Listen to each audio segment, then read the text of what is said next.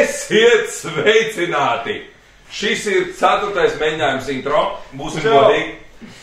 Mēs mēģinām 4. reizi ierakstīt, tātad mums ir šī brīdī 8. epizode. 8. Mēs nekur neesam pazuduši. Mums ir 3 daļas šim podkāstam. Pirmais ir kaut kas, ko Džek man ir gatava pārsteigt. Kas tas tāds? Iedod pasmaržot.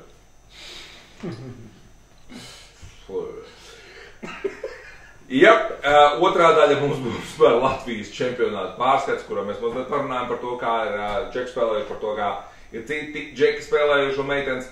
Un trešā daļa ir, man liekas, ka man ir īpaši tāda mīļākā būs.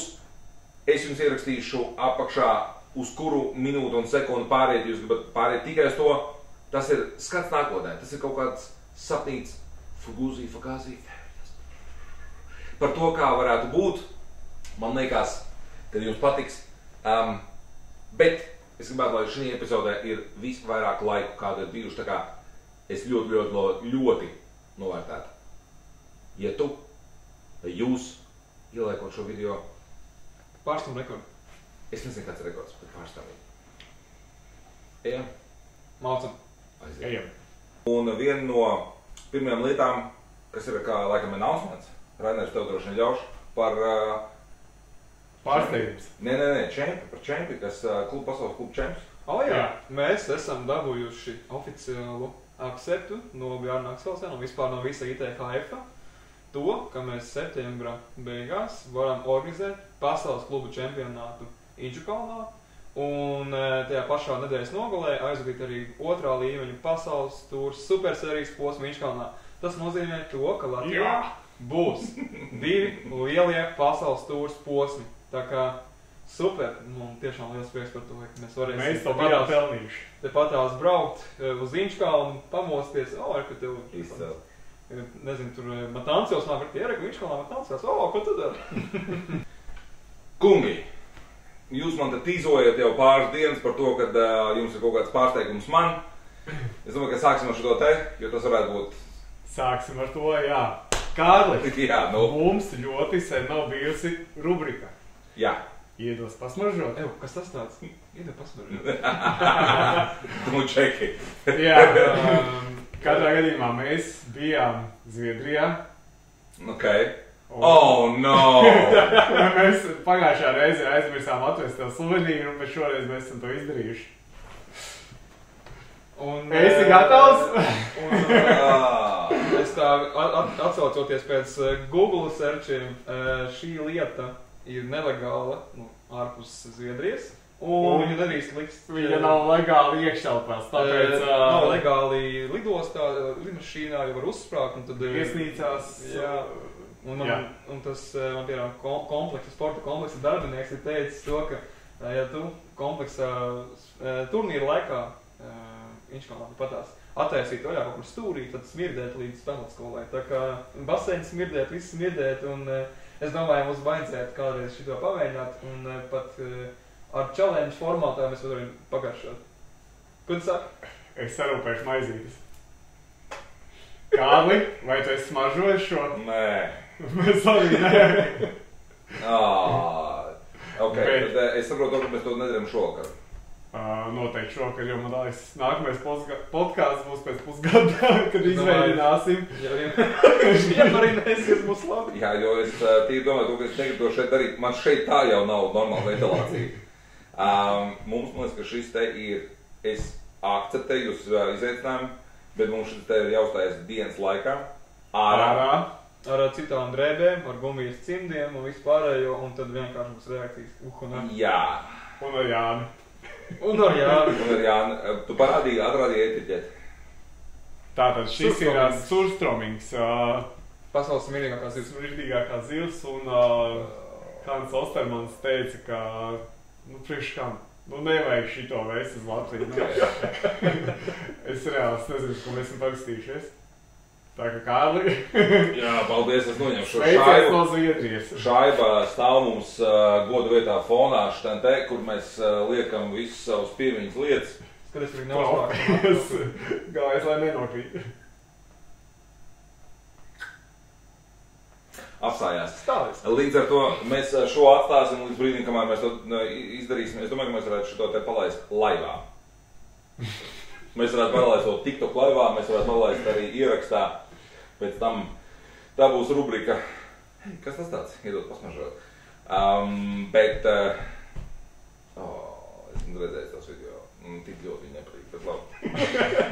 Un kā viņš ir set, tad viss kārtībā, mēs dosimies tālāk. Tātad, mums ir bijis Latvijas čempionāts. Jā, pagājušā sestdiena, Inčkalns, Latvijas čempionāts 2025.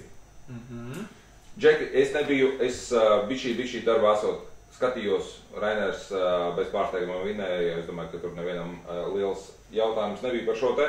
Rainer, tu zaudēji tikai 2 spēles. Jā, tā bija. Es turnīru laikā pie sevi domāju, es vienkārši mēģināšu censties katru spēli. Centos pret Raivīti līgā. It kā centos, tajā pašā laikā likās, ka īsti nebija līdz galam noskaņojies, bet viņš arī bija labāks tajā spēlē. Un pret Raivi līgā es iemetu 1 golu. Playoffā pirmā spēle beidzās overtājums, kur beidzās overtājums pirmo uzbrukumu, bet bija pēc pamatlaika 0-0 un beidzās ar 1 golu atkal. Un trešā spēle, ar ko esmu tajā dienā spēlē, kas skatās kā otrā spēle finālā, arī beidzās ar mani iemestu 1 golu. Un tad es savu tēti pačukstēju, šodien esmu spēlējis ar Raivi 3 spēles, un katrā no spēlēm esmu iemetis 1 golu, un ļoti grūti ir iemest. Un, principā, ja man jāņem zirdziņš, kā jau zināms, izgājiens, vai ne, tad, Raivs atcita visu izgājiens. Un pirmais izgājiens... Viņam bija kāda maģiskā nūja... Viņš ir maģiskais telpists. Bet Raivis ļoti labi atsargā izgājienus, un pirmo izgājienus iemetu 5. spēlē. Tā bija tā spēle, kad man sāka, bišķiņ kristu iekšā bišķi vairāk, bet, tad jau arī... Kāpēc? Kas bija tas, kas reāli viņam palīdzēja uz to visu? Uz izgājienu? Nav daudz spēlētāji, kas var atsist izgājienu no tavas mesto. Kas bija tas, kas viņam, tas bija kaut kāda tehnika, viņš kaut ko lasīja, tas bija reakcija, kas viņam palīdzēja to izdarīt? Noteikti reakcijas ātrums. Tīra reakcija. Jā, viņš arī provocē vairāk atstājot vaļā kāju nūju, un tad es pamēģināju sērijas brīdī izmest 2 kājas nūjas pirmajās sekundēs, abi izkrīt ārā. Būtu bijis, laikam, gols, bet izkrīt ārā, bet tāpatās tā brīdī ļoti labi strādāja, un bija tiešām ļoti grūti iemest, un ar Raivi vienmēr ir tā, ka, ja mēs esam tik bieži spēlējuši ikdienā, un mums 20. gadā bija tā, ka bija tā pauze, ka nenotika turnīri, mēs viens otru tā apspriekšējām līmeni, ka mēs, principā mēs katru svētdienu spēlējām, kad 7-8 svētdienas pēc kārtas, pa 7, 8, 9, 10 sērijām. Un tas līmenis uzskačējās tā, ka tu jau sāc paredzēt tās uzbrukuma tendences, ko tev dara Raivis. Jā, un tā tas līmenis ļoti strauji attīstījās. Bet jā, ir viens otrs, esam tā Jūs bija atstrādātā tā mājas turnīra, reāla turnīra pieredze, kurā jūs vienkārši varējāt atkal izspēlēt to, ko jūs esat redzējuši vienu no otra, entās 10 reižu izspēlējot, kas ir precīzi pats Ceits un Zils. Viņi vienmēr sitās viens ar otru, šī gadījumā viņš vēl nav gluži tādā līmenī, kur tu esi, bet jums bija tik un tā fans, un jūs varējāt mazliet izspēlēt. Mums ar Aivīti līdz Edgaram un Latim bija bišķi jāpauga. Bet tāpat spēlējuši tā sērijas, nezinu, kaut kādā 5., 6., 7. sērijā, kad jūs jau zinat viens otrs, ko darīsiet, gribot, negribot, jums vajag kaut ko jaunu domāt, kaut ko jaunu uzbrukumā pielikt, un tas arī kačā jūs zaudēt. Tieši tā, tas ir Džonis. Džonis tālējā un Džonis tuvējā mums dod konkrētu metienu, kas apdraud vārtu kasti. Jā. Cik Džoni bija finālā? Es nemaldos iemetu 3 vai 4. 3 vai 4. Un Raivīts? Es mums iemetu 1 vai 2. Diezgan even. Jā, jo sērijā kopēji bija 14-7 goli. Tas ir ieskaitot 5. spēli, kas beidzās 8-2. Protams, tā spēle jau pie +3, +4 jau tā kā, viņa jau noslāpējās, jā. Un tad atkarīgi, bet attiecīgi tie goli, kas ir 5., 6., 7., 8., tie jau vairs nebija adekvāti. tur vienkārši jau bija viss izlemts mēs mazāk, bet, nu, tā bija ļoti sarežģīta sērija, ko salauzt, jo bija ļoti grūti tiešām. Kas bija turnīrā vispār kaut kāds cits moments, kurā jūs pamanījāt spēlētājus, kurā jūs šobrīd skatoties rezultātus, varbūt esat iečolējuši to, ka ir kāds spēlētājs, kurš ir ļoti, ļoti izcēlies? Es zinu to, ka no mana pulka, no mana treniņu grupas ir amatīros, viens no džekiem ir ļoti labi nospēlēts, viņš palika diezgan augstā vidū no visiem pārējiem, bet mums vairāk viņš trenējies tikai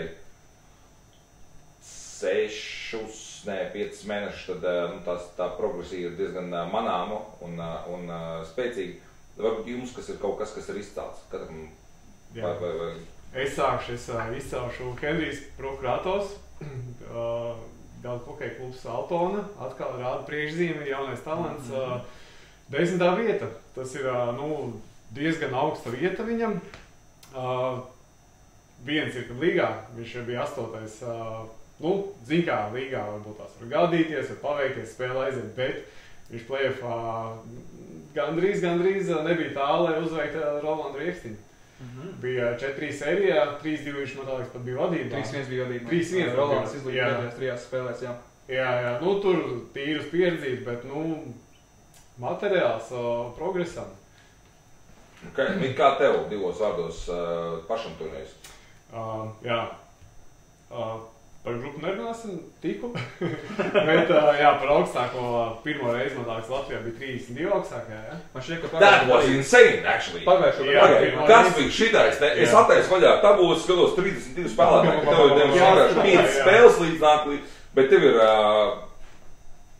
tā kā augstākā, tev ir full on augstākā, plus vēl līga no apakšgrupas ir tev spēle līdz nāk līdz. Jā, es nāk 27 spēles līgā ar vienu pauzīti. 24 spēles līgā un 13 spēles, ja nemaldos, grupā bija 13, ja bija 14. Jā.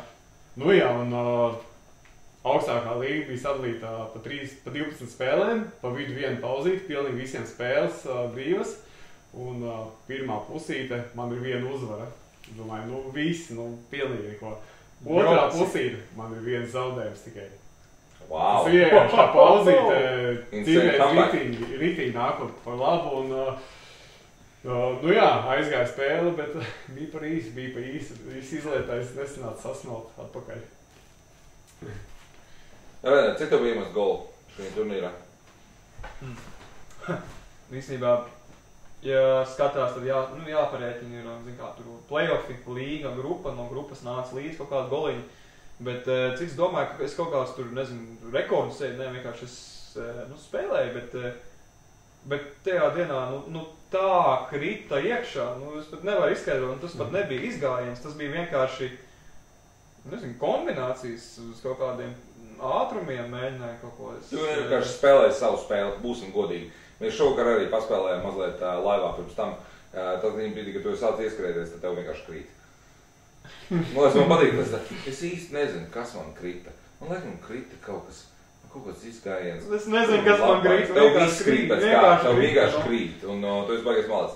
Man tev ir īstenībā challenge, es gribu, lai tu vienu turnīru uzvar absolūti visu, un tas ir lai Latvijas kausa posms, Latvijas čempionāts, vai kāds no lielajiem Latvijas posmiem, kurā tu uzvar absolūti visas spēles. Vai vismaz nezaudē nevienu. Ja tas būs pirmais, un pēc tam nākamais būs tad, ka tu absolūti visu vinēsi. Latvijas čempionātā, cik tev bija neuzvarētas spēles?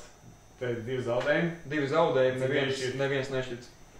Jo pagājuši gadu bija 8 neizšķirti un 2 zaudējumi.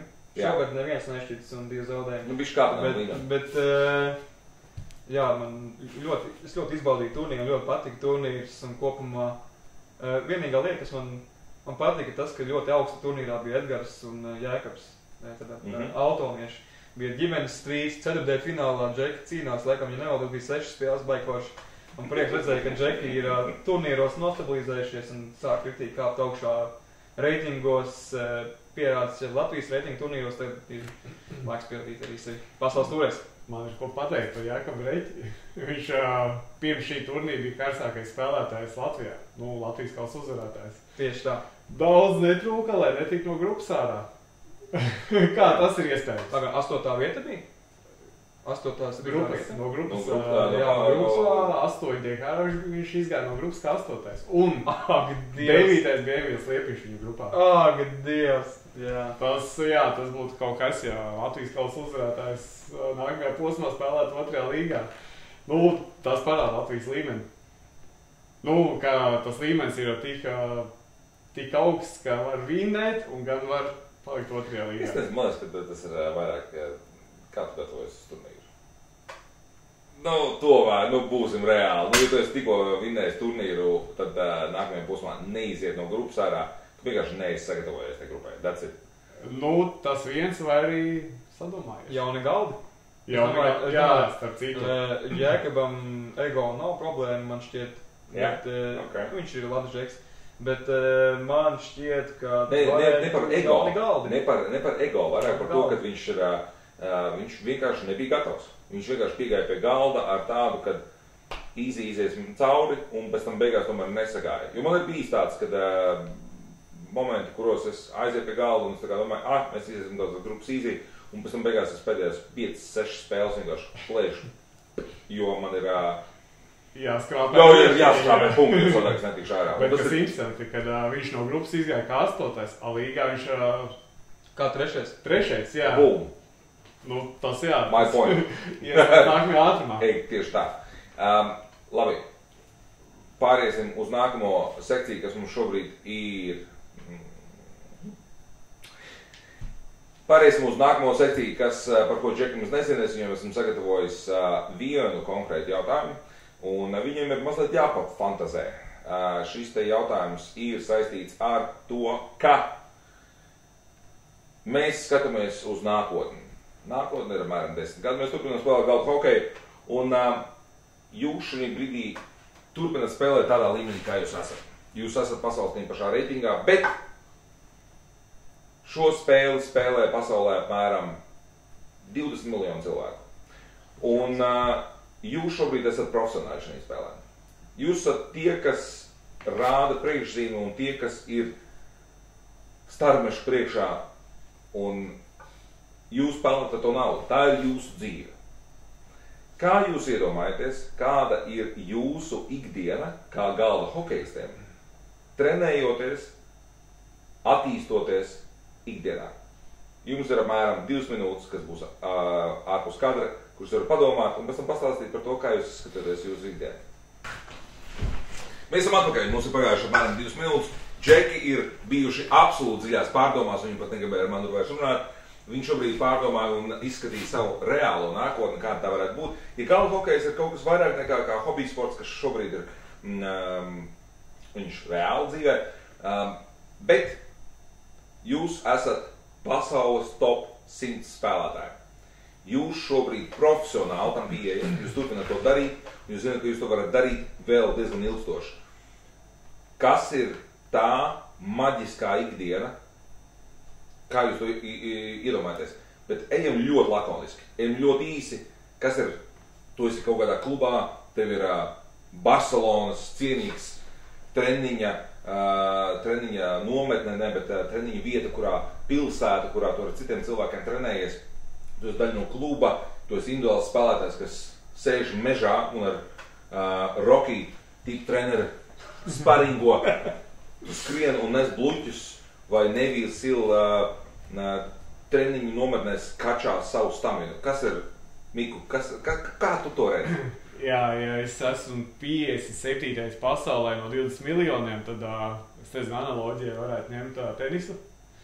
Tenisā top 100 ir būtībā, ja tu esi ticis pasaules top 100-niekā, laikam tu esi tas laikam pa 10. Es varbūt jauc, tu esi nodrošinājis jau savu, nezinu, pensiju, tur ļoti labu, karšu es visu atlikušo dzīvi esi nodrošinājis.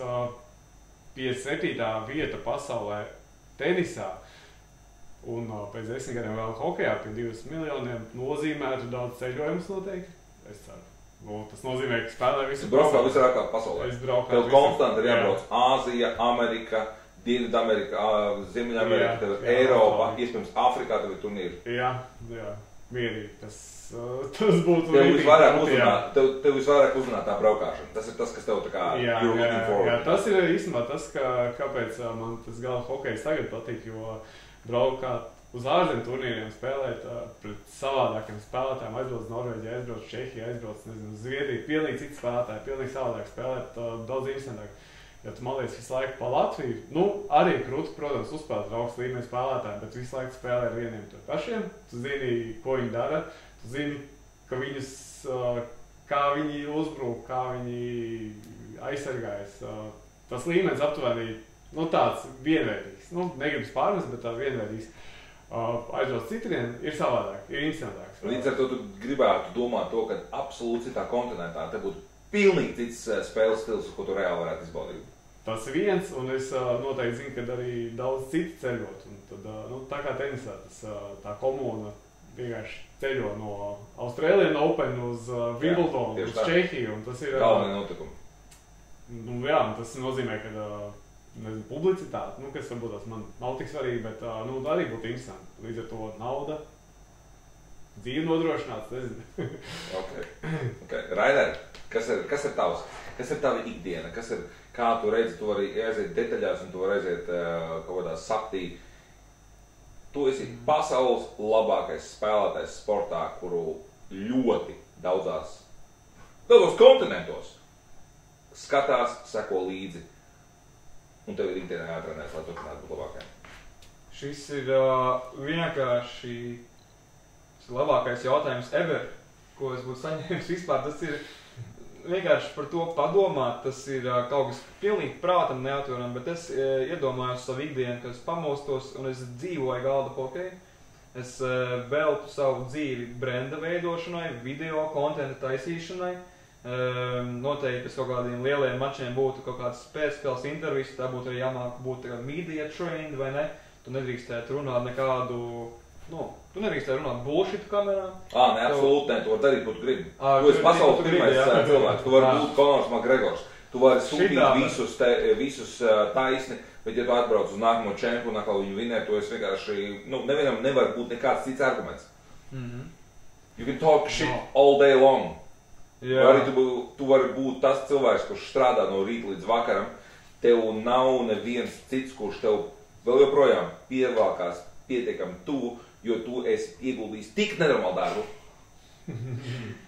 Noteikti es katru dienu atvēlētu vismaz, es vispār to ņemtu vērā kā pilna laika darbu, kur es tiešām? 9 to 5 vienkārši trenētos, paēstu, un tad vakarā es vienkārši čilotu un attīstītu savu brendu un veltītu laiku, lai trenētu cilvēkus, attīstītu galda hokeju popularizācijas ziņā un lai trenētu jaunos censoņus un vispārīgi tie ir visādi sponsori, tie ir filmēšanas, tie ir runāšanas ar cilvēkiem, tās ir ziņas, mēdī, vispārējais. Tā ir tiešām lieta, ko aizdomāties, un tas ir vienkārši kaut kas. Tas ir kaut kāds kosmos. Kas ir kosmos, jā, pagaidām. Tas ir kosmos, absolūti, es viņu piekrītu. Tas jautājums īstenībā ļoti interesants, es šodien ar sievu runāju, un viņi izmet ārā šodien jautājumu. Man viņš ļoti, ļoti patīk. Jo tas ir kaut kas, par ko mēs iespējams neesam nekad aizdomājušies, ka tas ir iespējams vispār.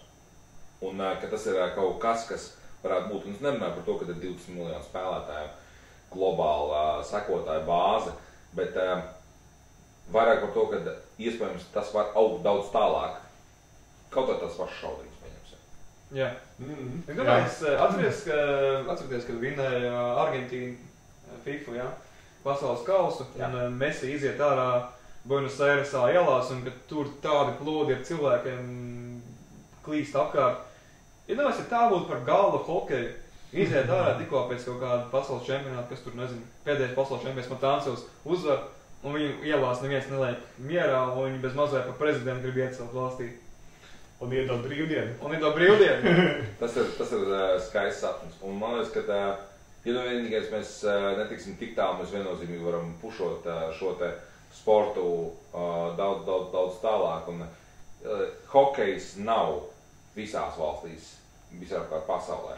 Un man liekas, ka hokejs ir tas, kas dod to ceļu galda hokejiem uz priekšu.